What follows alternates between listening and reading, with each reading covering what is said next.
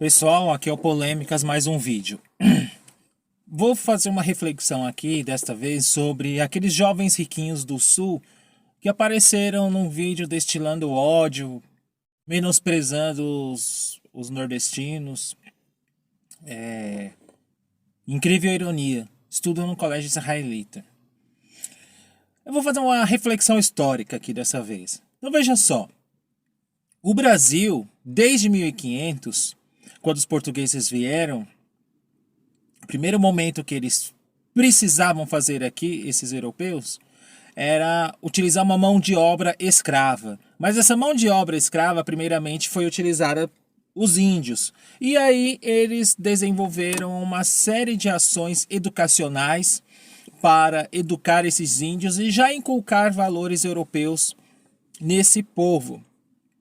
Não suficiente para levantar a riqueza e a exploração das riquezas naturais que eles fizeram aqui, trouxeram os negros, que demorou cerca de 300 anos o processo de escravidão aqui. A economia brasileira só funcionava à base da escravidão. Com o fim, em 1822, esses negros, eles foram abandonados. Eu, que sou herdeiro do povo negro, nós fomos abandonados e sofremos as consequências desse processo de escravidão até os dias de hoje. Logo após esse término da escravidão, oficialmente, a mão de obra utilizada foram os europeus trazidos para cá, que receberam todo o suporte suficiente. Eles eram pobres também, mas não comparado, por exemplo, com os africanos que vieram em navio negreiro, em que morreram grande parte nesse trajeto, eram jogados ao mar e simplesmente eram tratados como uma mercadoria. Para você entender bem, um livro que tem uma linguagem claríssima sobre esse processo de escravidão, leia o volume 1, Escravidão, do Laurentino Gomes, que você vai entender exatamente o que eu estou dizendo aqui. Pois bem, os europeus da região sul começaram a vir para cá, descendentes de alemães, italianos, espanhóis, começaram a habitar aquela região, depois trouxeram seus amigos, receberam todo o suporte suficiente e ali fizeram uma espécie de colônia. Muitos falavam alemão ainda. Até o início do século XX, as escolas ensinavam alemão. Era obrigatório. Valores de uma pátria da qual eles tinham vindo. E esse ideário europeu que foi trazido para cá teve um objetivo. Qual foi? Do embranquecimento do Brasil, porque o Brasil estava ficando negro demais. A tal da teoria eugenista. Se você quiser ver isso, tem autores como Silvio Romero que debate isso. Leia Manuel Bonfim, América Latina, Males e Origem. Você vai entender esse debate do embranquecimento que no século XIX, no início do século XX, foi muito forte aqui no Brasil. Alguns concordavam que era necessário embranquecer o Brasil, outros não. Não concordavam com essa ideia. Tinha que aceitar o Brasil na sua riqueza, da sua diversidade. Pois bem, recebendo todo esse suporte, seus compatriotas vindo para cá, começou-se já o início desse povo vir para cá de maneira já odiosa, preconceituosa. Esses valores foram sendo transferidos de pai para filho e filho para avô. Veja só, um detalhe aqui. Quando eu falo povo, eu não quero dizer a sua totalidade. Eu não quero dizer que a região sul inteira é assim. Mas existe uma parte significativa dessa região que anda destilando ódio, preconceito e xenofobia. Então a reflexão desse vídeo é justamente por isso. Tá?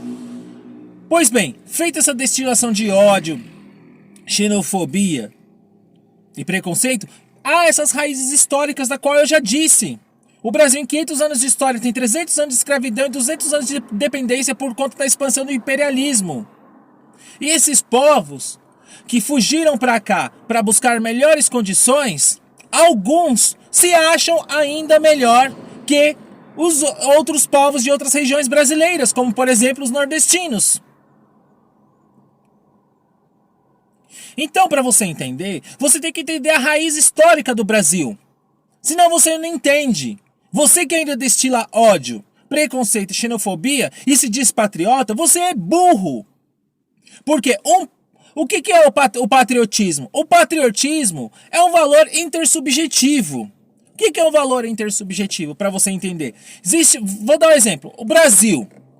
O Brasil tem linhas imaginárias, fronteiras imaginárias, porque na sua estrutura física não tem um buraco ali, por exemplo, que tem uma fronteira. Ah, aqui é o Brasil, aqui é a Bolívia. Não. Existe um acordo internacional entre vários países em que existe uma delimitação jurídica e intersubjetiva também. Então isso já é passado para as pessoas. Ó, aqui é o Brasil, aqui é a Bolívia. Aqui é o Brasil, aqui é o Peru. Aqui é o Brasil, aqui é a Colômbia.